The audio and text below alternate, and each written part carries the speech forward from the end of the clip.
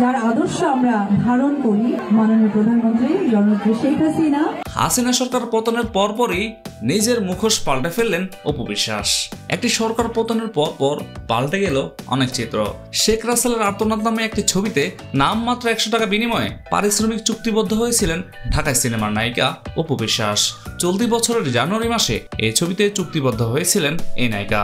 সে ছবিটিতে বাংলাদেশের সাবেক প্রধানমন্ত্রী শেখ হাসিনার চরিত্রে অভিনয় করার কথা ছিল অপু বিশ্বাসের। তবে দেশের পরিবর্তিত পটভূমিতে এই নায়িকা দাবি করেছেন অনেক আগেই ছবিটি থেকে তিনি সরে গিয়েছেন। এমনকি এ ব্যাপারে নাকি তিনি কিছুই জানেন না। অর্থাৎ সরকার পরিবর্তনের সাথে সাথেই যেন তিনি নিজের বোল পাল্টে ফেলেছেন। সেই সময় ছবির পরিচালক সালমান হায়দার বলেছিলেন এই চরিত্রে অভিনয়ের জন্য অপু কোনো পারিশ্রমিক নিতে চাননি। নামমাত্র 100 টাকা বিনিময়ে তিনি সিনেমায় যুক্ত হয়েছিলেন। অপু বিশ্বাসও তখন বলেছিলেন সিনেমাটির গল্প শুনে এক বাক্যে রাজি হয়ে যায়। ঐতিহাসিক এই সিনেমার অংশ হতে পেরে ভালোই লাগছে। আশা করছি কাজটি দারুণ হবে। শুটিংয়ের জন্য প্রস্তুতি নিচ্ছি। তবে সরকার পরিবর্তন হওয়ার সাথে সাথেই নিজের দাবি পুরোই পাল্টে ফেললেন এই নায়িকা।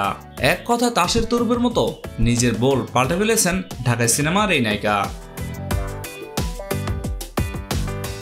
অপু এখন দাবি করছেন চুক্তি হওয়ার 1 মাসের মাথাতেই অর্থাৎ ফেব্রুয়ারি মাসেই কাজটি না করার কথা ছবির প্রযোজক ও পরিচালককে জানিয়ে দিয়েছিলাম, কিন্তু ওই সময় গণমাধ্যমে খবরটি বের হয়নি, হলে হয়তো আরো আগে আপনারা জানতেন। তিনি বলেন চুক্তির পর কিছুদিনের মাথায় দেখলাম ছবির প্রযোজক পরিচালকের কথা ও কাজে কোনো মিল নেই, আর তখনই ছবিটি থেকে সরে আসার সিদ্ধান্ত নেই। সত্যি কথা, কাজটি নিয়ে তাদের কমিটমেন্ট ঠিক ছিল না।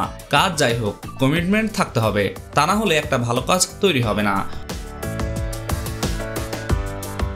ওই সময় তারা কাজের কথা বলে মিথ্যা বলেছিলেন, কাজটির পরিকল্পনা নিয়ে মিথ্যা আশ্বাস দিয়েছিলেন।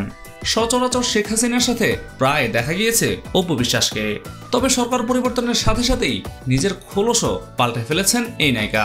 আর এ নিয়ে নেটিজেনদের তির্যকপূর্ণ মন্তব্য সহ্য করতে হচ্ছে ঢাকায় সিনেমার এই বলিউড কুইনকে।